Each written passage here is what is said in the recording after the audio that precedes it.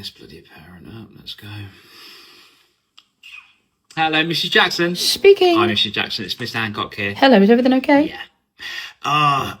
Bad news, I'm afraid. Unfortunately, little Simon, the little character, he's actually bitten another student.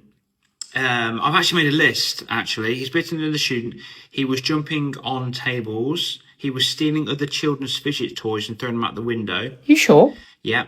No work. No work done. Seems to me the students were winding him up. No, I don't think the other students were winding him up. Must have been provoked. It was completely unprovoked. Are you sure? What evidence do you have for this? Because I was there. I was watching him. First-hand experience. I was watching him do all these little actions in school when he should be learning. Oh, gosh, it's very out of character. I don't believe you. He doesn't do this at home. Well, he probably doesn't behave like that at home. Can I just ask, when he does go home, what does he do? Oh, decompression in the day is very important. So he goes on to his PlayStation. So he's got his Xbox. So it depends how he feels. He's got a PlayStation and an Xbox. Look at him, 9 years old, and he's got the Switch. He's got 2 consoles. Oh, and a Switch. Right. Okay. So he's got an array of things he likes doing. Yeah, I can see the problem. Sometimes he goes on his iPad. Well, he's got an iPad too. But now you'll be telling me he's got a phone next. Oh yes, he certainly has a phone. Yes. Okay, 9-year-old with a phone. Interesting. Okay, Mrs. Jackson, I think I know the problem here. Yeah. So the reason why we believe that little Simon is behaving the way he's behaving at school is because he's doing things which is actually going to help his future, grow his intelligence. Yes, I know. Yeah.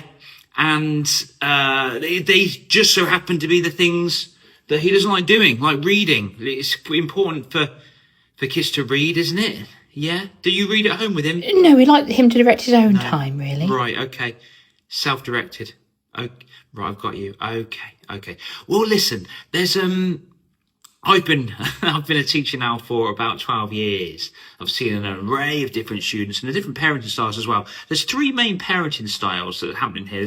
There's number 1, which is the parent, which is almost like a bit of a tiger mom parent. What they do is they realise that they're not there to be their child's friend. They're there to be a parent. Set healthy boundaries. There's another parent, which is kind of like gentle parenting. Nothing wrong with that. It's got its good points and bad points, but there's another one as well, which is dog shite parenting.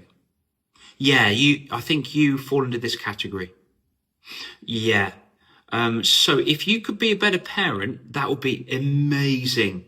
Because of course he doesn't behave like that at home, because he's got all the things he wants to do, as opposed to all the things at school he doesn't want to do, which is actually going to help his future.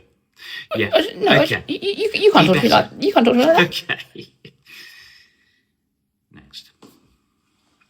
Hello, Mr. Smith. Yeah, your son's been a bellend again. Oh, again? I know. It's your fault.